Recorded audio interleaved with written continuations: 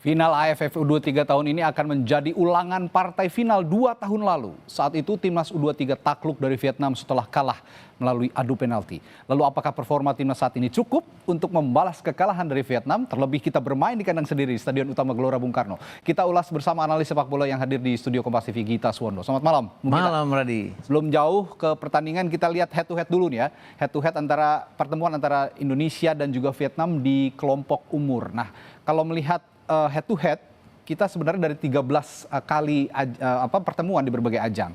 Kita masih sedikit di bawah Vietnam. Kita 5 kali menang, Vietnam 7 kali menang. Nah, kalau melihat performa kita yang 5 kali menang dan mereka 7 kali menang, termasuk 2 tahun lalu kita kalah melalui adu penalti, bagaimana melihat kan semalam ini?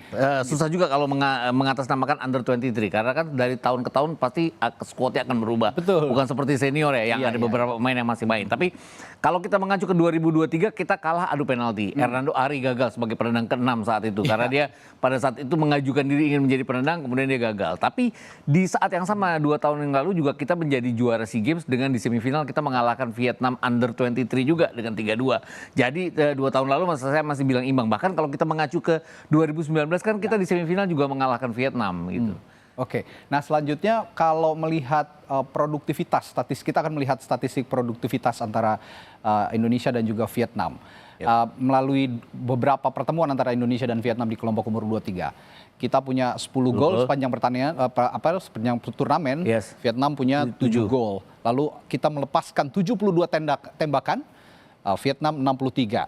Nah, average possession-nya kita lebih unggul sebenarnya. Kolektivitas pemain kita di lini tengah sebenarnya cukup baik ya. Betul. Kalau saya lihat belakang, tengah, kemudian permainan sampai masuk sepertiga lapangan lawan tuh kita rapi. Yang persoalan dari kita adalah kita tidak bisa menyelesaikan dengan baik. Ini terlihat sekali waktu lawan Filipina ya. Kita menang 1-0 lewat gol bunuh diri. Lalu kita punya 6 peluang tambahan, tapi penjaga gawang mereka luar biasa.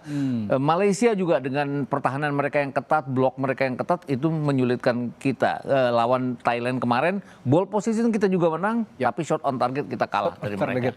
Lagi-lagi eksekusi di lini depan ya. Betul. Dan kalau melihat itu 10 gol, 8 kan datang dari lawan Brunei ya. Jadi saya juga tidak terlalu menganggap Brunei, ya, hasil melawan Brunei diapresiasi iya, tapi yang harus kita lihat adalah melawan Filipina, melawan Malaysia, dan melawan Thailand, di mana kita hanya mencetak 2 gol dalam 3 pertandingan. Oke, tapi Vietnam ini kan punya karakter tim yang selalu meledak-ledak di setiap kesempatan. Terutama kalau lawan Indonesia selalu meledak-ledak. Mereka seolah tidak takut bermain di kandang lawan. Apa yang harus diwaspadai melalui Vietnam ini? 3-5-2 yang mereka mainin ya. Kalau kita lihat ya, orang yang bilang bahwa Nguyen Dinh Bak kemudian Nguyen Huyen Min di belakang, mencetak masing-masing 2 gol. Tapi yang harus diwaspadai adalah Nguyen Van Trong juga di tengah.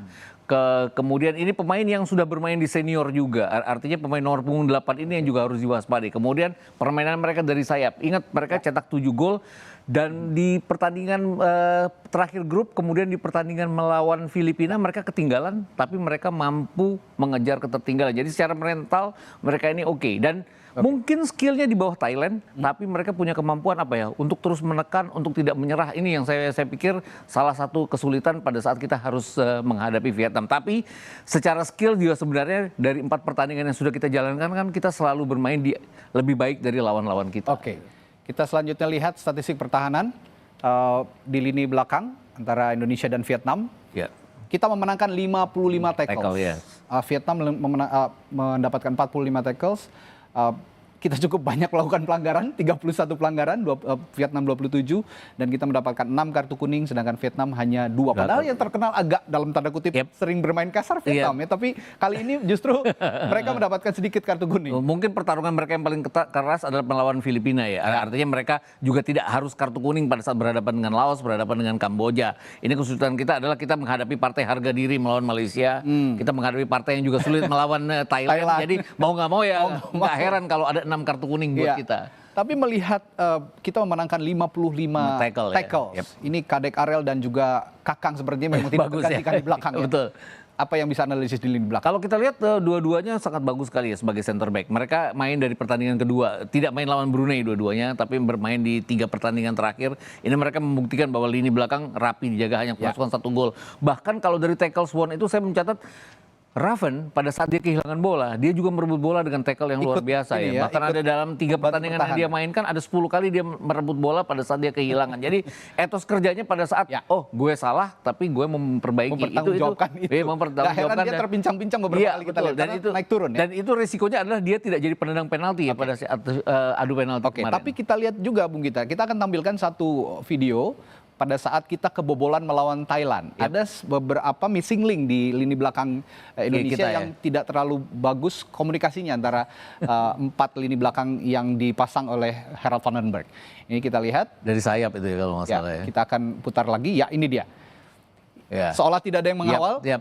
Ya, Sakon berapa? Kakang dan juga kadek-kadek Ariel juga nggak ada di tempat ya pada Iya. saat itu. Adek Ariel terlambat mundur ke belakang. Ya, Kemudian artinya Donitri juga tidak ada di juga sana. tidak ada di situ.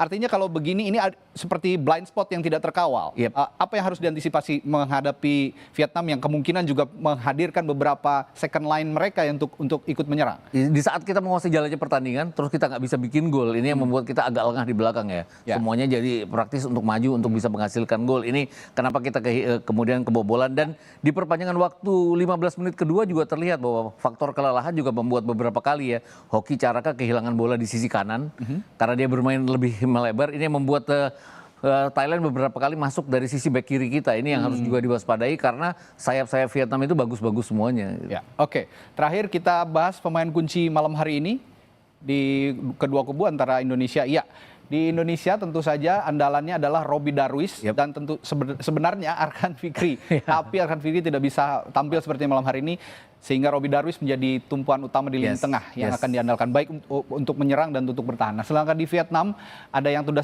tadi disinggung oleh Bung Gita.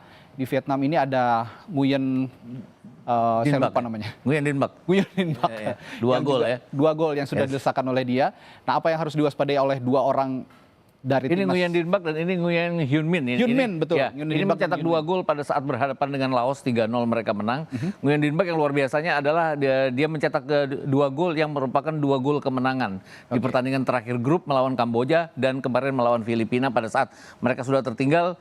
Dia yang mencetak gol kemenangan membuat mereka lolos ke final. Kalau Robbie Darwis saya jelas bahwa bukan cuman perannya di lini tengah ya, dia gelandang bertahan, dia jadi jembatan antara lini belakang dan juga lini tengah dan lini depan, dan dia juga kadang-kadang ada 1 golnya melawan, ada 1 operan ke dalamnya ya berhadapan dengan Filipina. Jadi saya pikir untuk set piece ini pasti akan menjadi kerjaan dari Kalau Robbie saya Darwis. simpulkan, Bung Gita, dialog kita malam hari ini tetap lini depan jadi sorotan utama malam hari betul. ini. Meskipun kemarin Jens Reven yang menciptakan gol, tetapi itu melalui Set piece bola juga ya. mati, set piece. Sehingga gameplay belum bisa diandalkan sepertinya. betul. Kecuali melawan Brunei karena kualitasnya juga cukup jauh gapnya. Betul. Nah, kita akan tanyakan, kita akan bahas bagaimana lini serang kita dioptimalkan malam hari ini di partai final bersama legenda sepak bola Indonesia, striker timnas Indonesia. Siapa dia? Sesaat lagi di Sapa Indonesia Malam.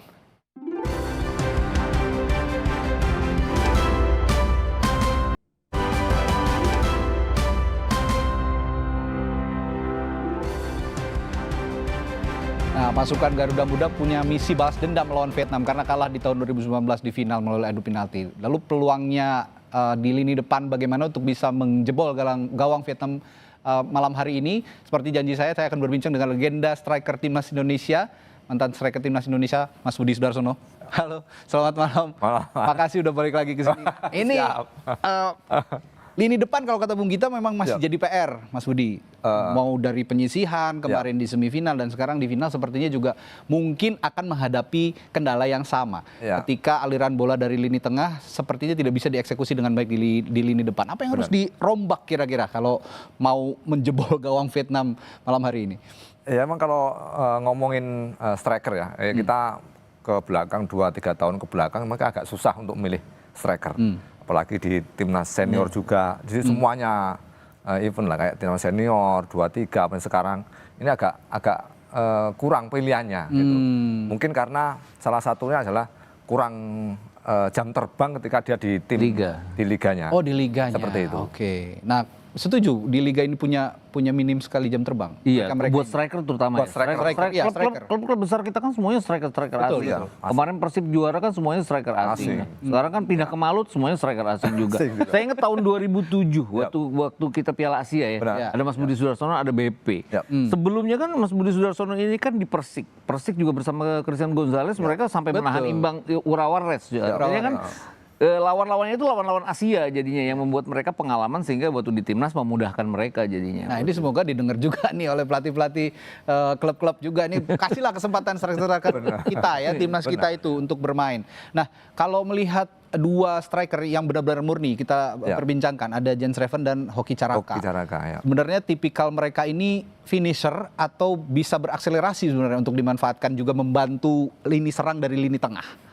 Kira-kira kalau Mas Budi kan tukang ngacak-ngacak dulu ke berbagai sisi. Sebenarnya kalau dilihat dari dua striker ini sebenarnya yang Jan Reven dia sudah membuktikan bahwa dia pertandingan pertama dia juga cetak gol agak banyak juga walaupun itu lawan tim yang Brunei, ya notabene tim yang agak lemah lah istilahnya. Itu menurut saya untuk mencetak di suatu cetak gol di suatu event itu emang di awal itu memang harus karena untuk step selanjutnya. Tapi yang kita lihat step selanjutnya ini dia nggak mencetak gol, ini yang agak biasanya striker itu ketika dia pertandingan pertama itu susahnya lawan siapapun tuh sebenarnya. Ibaratnya kalau udah kerannya udah kebuka terus. Iya, itu biasanya seperti itu. Tapi yang kita sayangkan setelah pertandingan itu, setelah dia nyetak berapa gol, berapa kemarin 6 gol kan? 6 gol. Habis itu dia nggak cetak lagi, itu yang ini. Padahal seharusnya biasanya ya kalau dulu kita striker itu ketika kita pertandingan awal cetak gol, pertandingan kedua dan ketiga selalu itu lebih gampang untuk mencetak gol. Kalau Mas Budi lihatnya kenapa hambatannya kok susah di depan untuk nyetak gol lagi?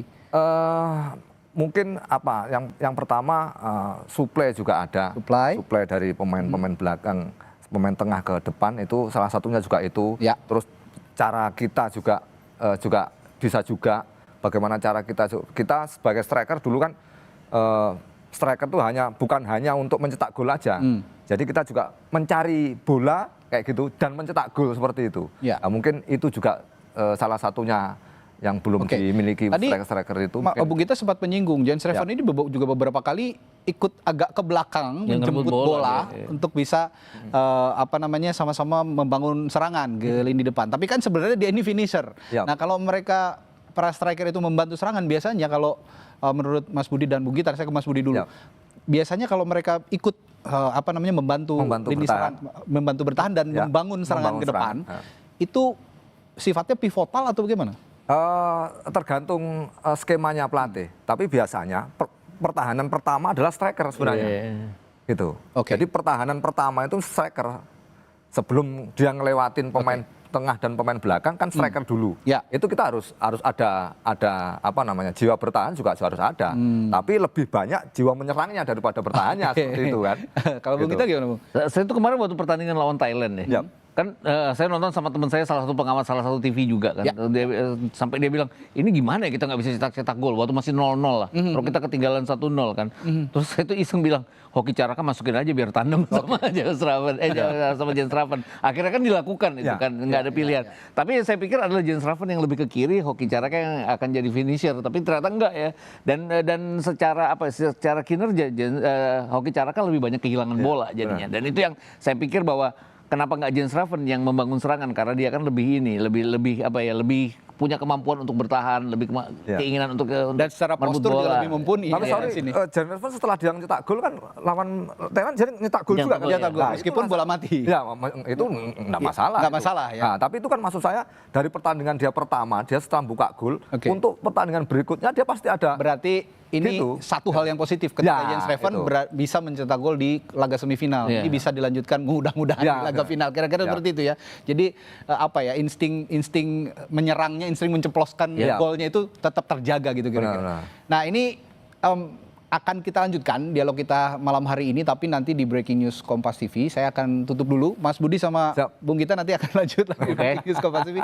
Kita akan lihat euforia supporter termasuk taktik apa yang sebenarnya akan dipasang dan line up itu yang salah satu nanti akan kita bahas. Line up yang akan diturunkan oleh Hello Pangan Berarti Breaking News Kompas TV sesaat lagi. Dan informasi atau perbincangan ini menjadi penutup jumpa kita malam hari ini di penghujung Sapa Indonesia Malam. Hari ini kami ingatkan Anda agar jangan lupa cukupi kebutuhan air mineral Anda setiap hari dan rasakan kesejukannya. Saya Radi Saputro dan mewakili rekan saya Friska Clarissa berterima kasih telah menyaksikan Sapa Indonesia Malam. Sampai jumpa.